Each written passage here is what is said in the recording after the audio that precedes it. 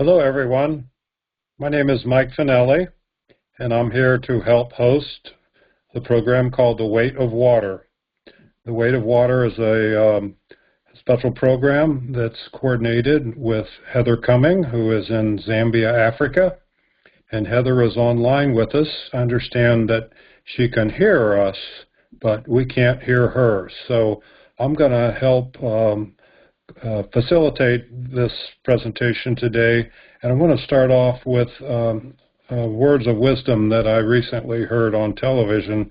And my favorite show is this show called Alone that's on TV. And what it said was, "You will realize the wealth of water when the well runs dry." And I believe this statement was by maybe Robert Fuller. I didn't catch the full name of the author. I think that, in essence, talks about the topic of why we're here today. We don't realize how important water is until we don't have it.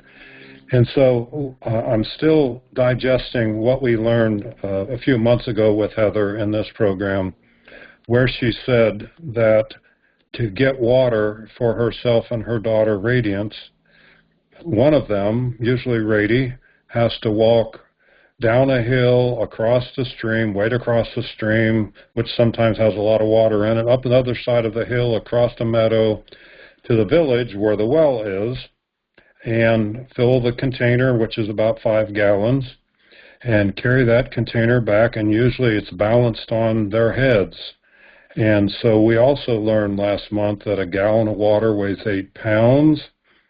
So if Radiance is carrying 5 gallons, 5 times 8 is 40 pounds. That's a lot of weight. That's a lot of water for somebody to be carrying, especially somebody who's, I think she's 15 years old now. Also on the line, I should mention, is Heather's mother, Gail, and she's living in Vandalia, Ohio, and I happen to be in Dayton, Ohio.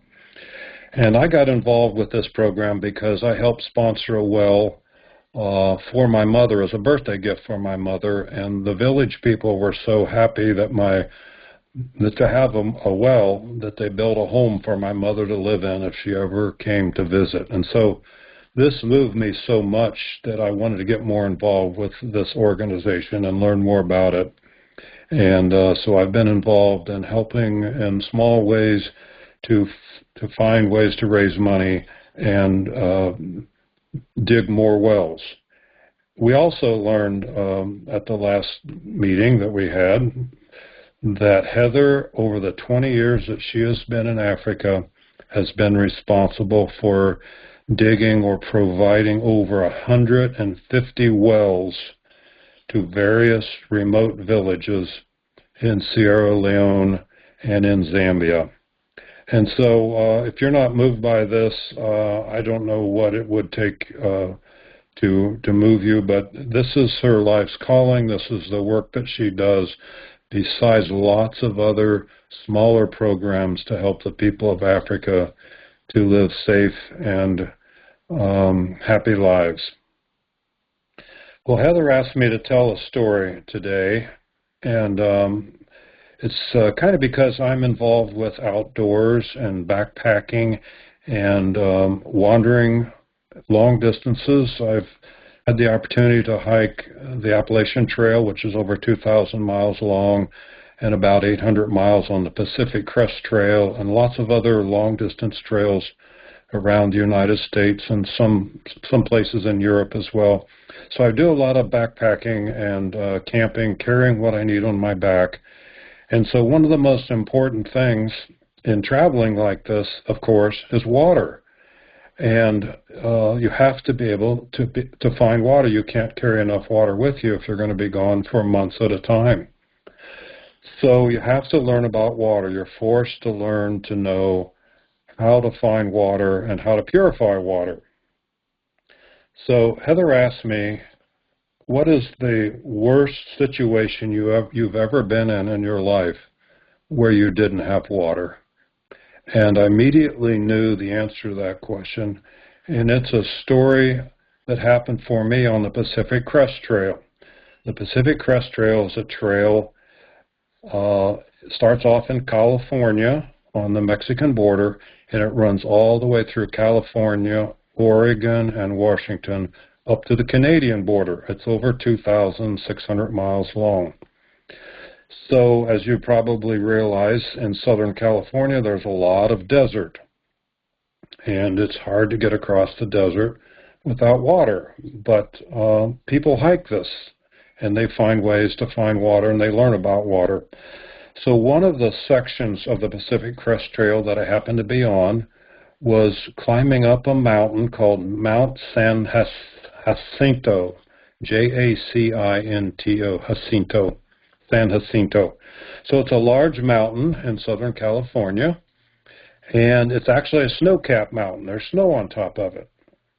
And so I was hiking on the Pacific Crest Trail. I was with two friends, a young lady named, her trail name was Salamander, and a gentleman, his trail name was Fletch. And so I was with Sal and Fletch. We were hiking together on the Pacific Crest Trail. We had met there and become friends, and we were kind of looking out for each other. So as we got to the top of San Jacinto, we noticed that there was snow up there, and so we weren't too much worried about finding water because we thought the snow would be melting and providing water down the sides of the mountain.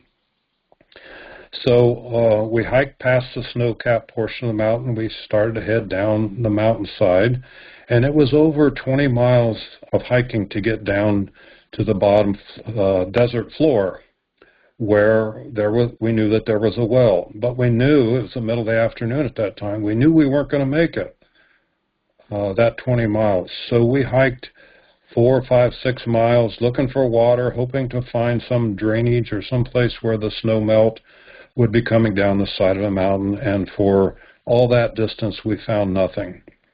So we looked at our map, and we saw that there was a campsite, a family campsite with a road to it, and if we went off the main part of the Pacific Crest Trail, we could get to this campsite, which we thought surely they would have water there.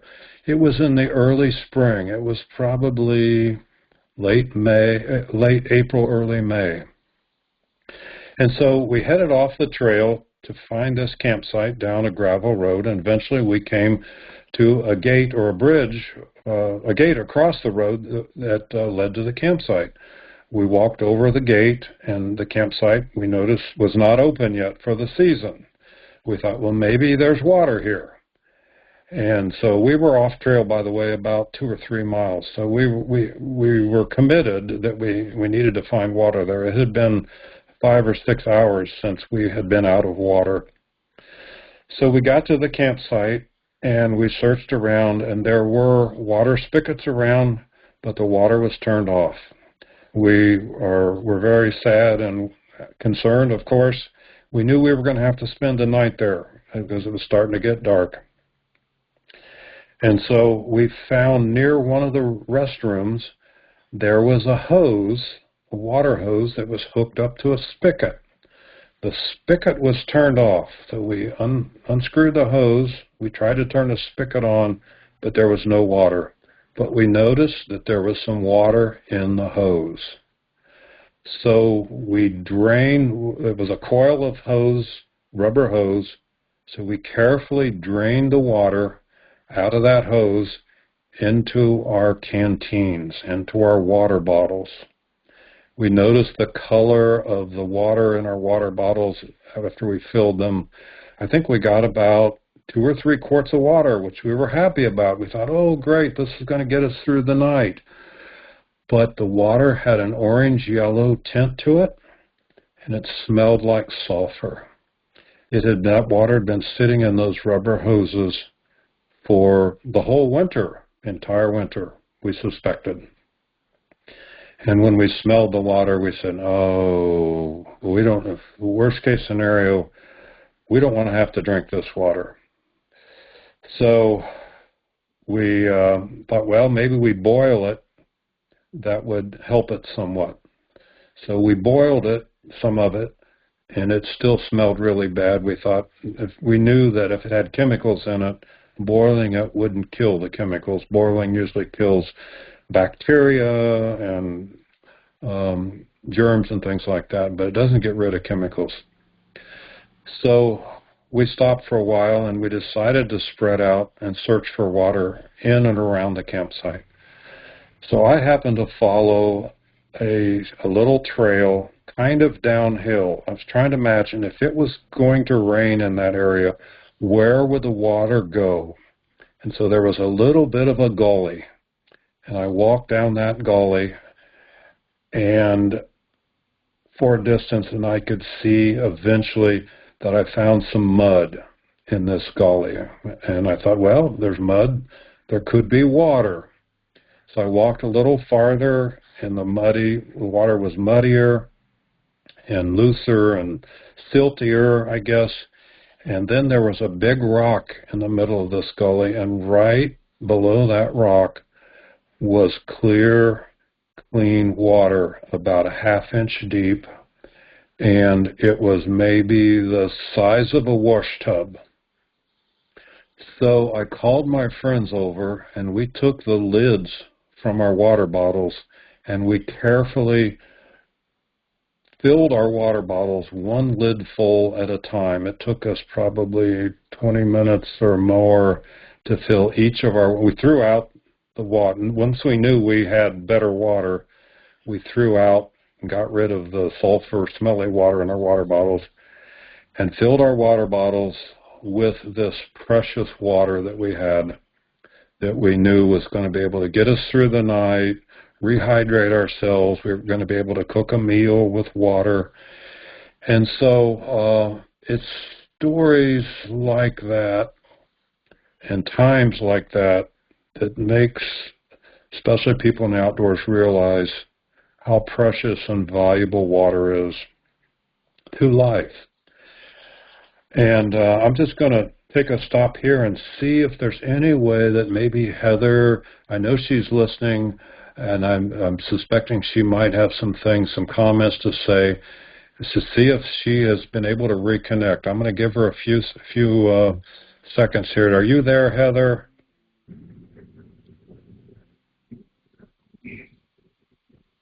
I can feel some vibrations on my speaker, but I'm not hearing her. And by the way, as we are enjoying summer here in the United States, it is winter in Zambia. And so I've heard from Heather that it's very cold there right now. They have to sleep with blankets on. So my little story kind of leads to a little bit of information about the rule. Oh, is that you, Gail?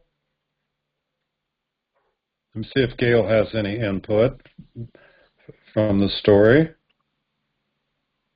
Or Heather, yet I see that their microphones are on, but they're muted out. So, in the world of survival, in the world of outdoor travel and backpacking especially, there's what's called the rule of threes, the survival rule of threes. So it goes something like this. In 3 seconds, if you panic and do something stupid, you could die. 3 seconds. Maybe something like overreacting or take off running, you see a snake and you run and you fall off the edge of a cliff or something like that, or you get in the path of something that's going to cause you harm. In 3 minutes, if you don't have oxygen or air to breathe, you could die. In 3 hours, if you're exposed to extreme temperatures, like cold or hot, you could get hypothermia or heat stroke. You can die in 3 hours.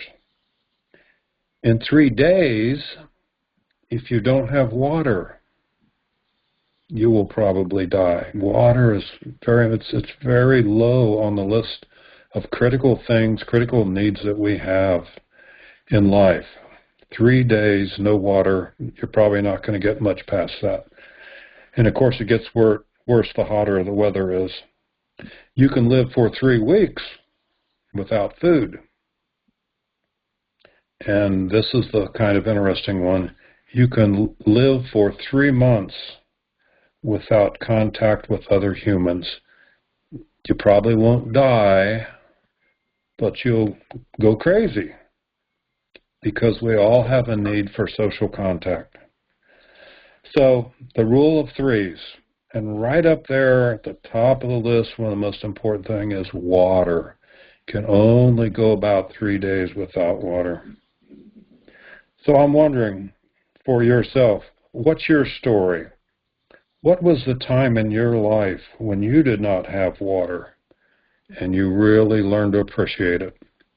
Maybe that hasn't occurred to you yet. Maybe with all of the modern conveniences that we have in our world and in our country especially, you've never been without having easy access to water.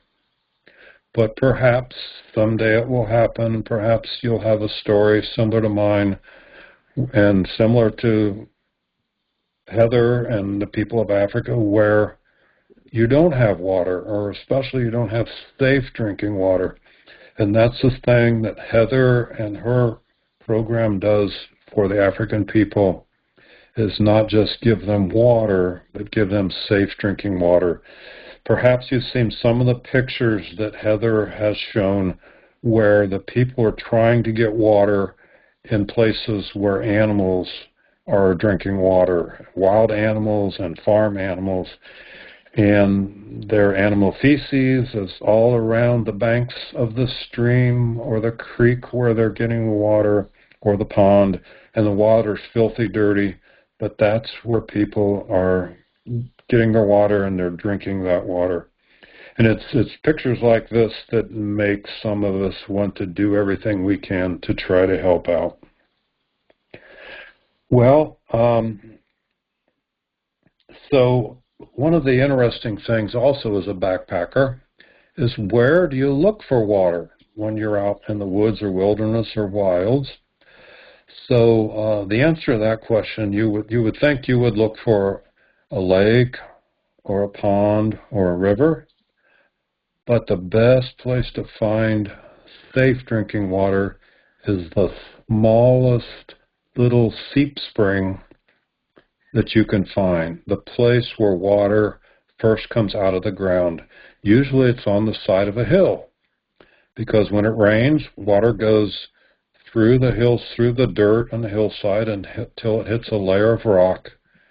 And as it's going through that dirt, it's getting filtered through sand and soil, and it's being somewhat purified. And when it hits solid rock, then usually the water moves sideways to a place where it comes out of that hillside into what we sometimes call a seep spring.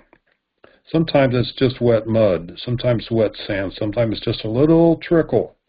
But that's probably the cleanest water that you'll be able to find, not from a stream, not from a river, not from a lake, because there's so many opportunities for that water to become contaminated. So the smallest of sources are the safest places to get water. And so as a backpacker or hiker, you can dig a small hole in the soil, maybe 8 or 10 inches deep, and let the silt and sediment settle until that water becomes clear, and then you can start to take water with a cup from the clear water that's on top. And then you take that water and then you use one of many different methods to purify it. Water purification is important in the backcountry. And so a few of the ways that people use, outdoor people use to purify water, one is chemicals. Sometimes people have used bleach. Bleach is chlorine.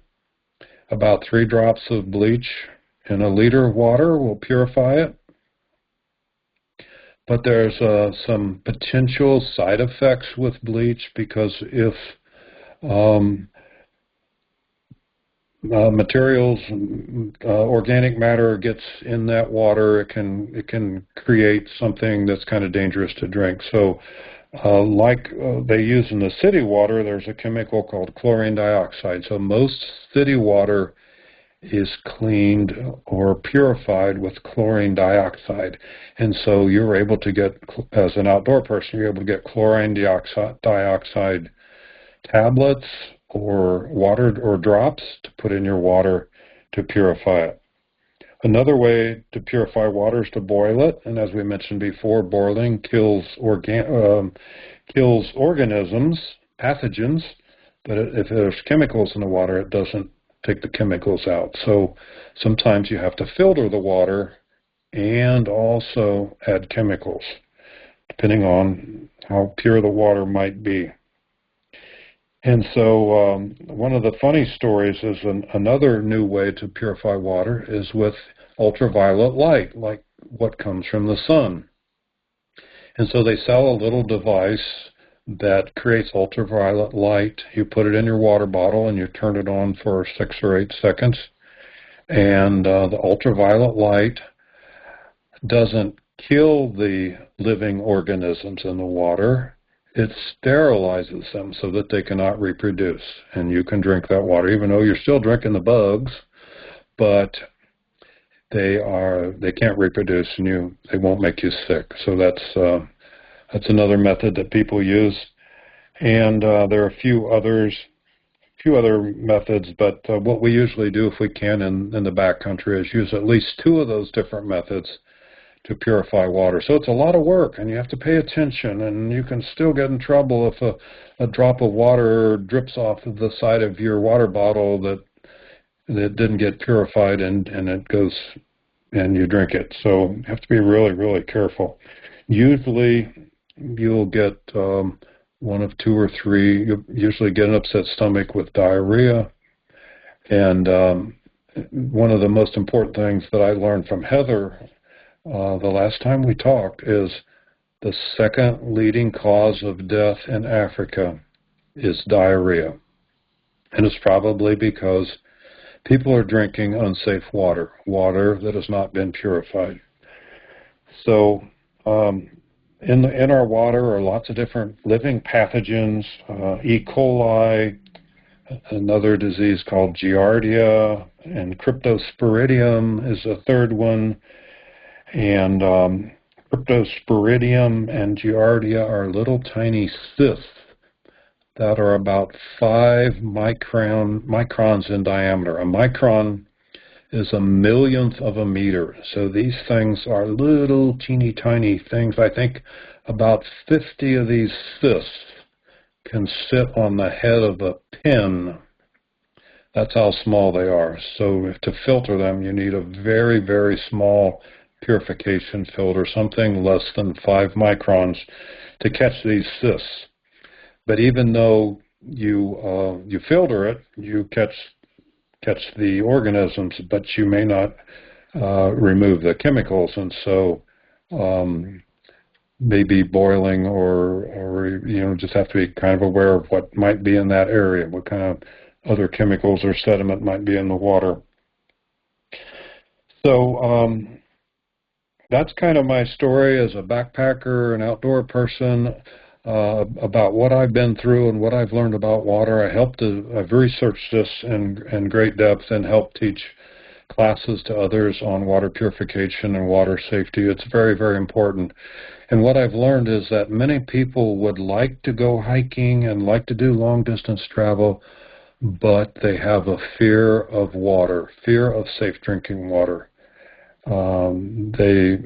It's almost as, a lot of people have a fear of snakes and a fear of bears, but probably once people get down to it, I've actually talked to people who want to hike the Appalachian Trail and at the last minute decide not to try it. And I say, what was it that you changed your mind? And they often say, I'm not sure I'm always going to be able to find water when I need it. Fear of water, appreciation of water. You will realize the wealth of water when the well runs dry. Thank you so much for listening. We'll be back again in a few months. Hopefully we can get Heather. I know Heather has so much to say right now that she's probably a little bit frustrated and wants to share all the important things that she has. I know that she's been going through some legal matters with the court system, trying to break loose and free up some of the contracts with the people she's working with to try to get the continuation of the wells dug. It's a constant battle, and Heather, we love you. We know that where your heart is, you're there to serve others. You're an angel, and thank you so much for what you have done in the past, what you are doing now, and all the work you will be doing in the future to serve the people of the world. We love you so much. Thank you for doing what you do. And Larry, thank you for helping us with this program and getting it out there to others to share. You're very welcome, Mike. I thank you for that. I don't believe we can get Heather unless she asks a question in our chat, which she has been. We probably should end the recording now. Okay. Well, thank you very much, Mike.